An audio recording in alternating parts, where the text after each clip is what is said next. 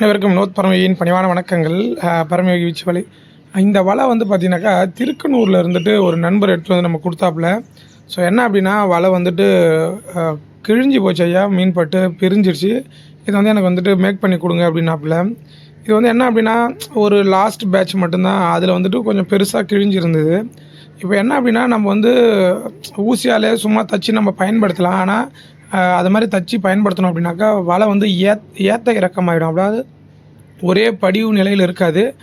நீங்கள் வலையை வந்து தூக்கி பிடிச்சிங்க அப்படின்னாக்கா ஏற்ற இறக்கமாக இருக்கும். வலையை விசிறும் பொழுதுமே மீன் வந்து நீங்கள் இழுக்கும்போது கரெக்டாக சமமாக மடிஞ்சு வராது. ஸோ அப்படி வராத பொழுது என்ன ஆகும்னா, மீன்கள் வந்து உள்ளே அகப்படுறதுக்கு வாய்ப்பு இருக்காது.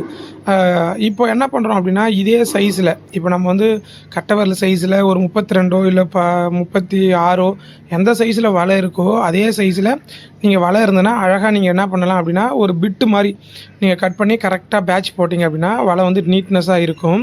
இப்போ நம்மக்கிட்ட வந்து ப்ளூ கலரில் அந்த சைஸ் இல்லை அப்படின்னும் போது நம்ம க்ரீன் கலரில் அந்த சைஸை வந்து போட்டு மேக் பண்ணுறோம்.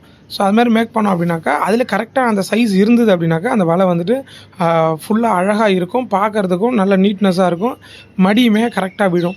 ஸோ நீங்களுமே அதை வந்து தைச்சி பார்க்கலாம். அதுமாதிரி தைச்சிட்டிங்க அப்படின்னா ரொம்ப அழகாக இருக்கும். பாருங்கள் எப்படி மேக் பண்ணியிருக்குன்ட்டு. இது வந்து இப்போ நம்ம வந்து ஒரு சர்வீஸ் பண்ணுற மாதிரி தான். இது மாதிரி பண்ணோம்னா ஒரு அமௌண்ட் நம்மளும் அது பணமாக வாங்கிக்கலாம். புரியும் நினைக்கிறேன். வாழ்க யோகம், யோகம் நாட்டம். அடுத்த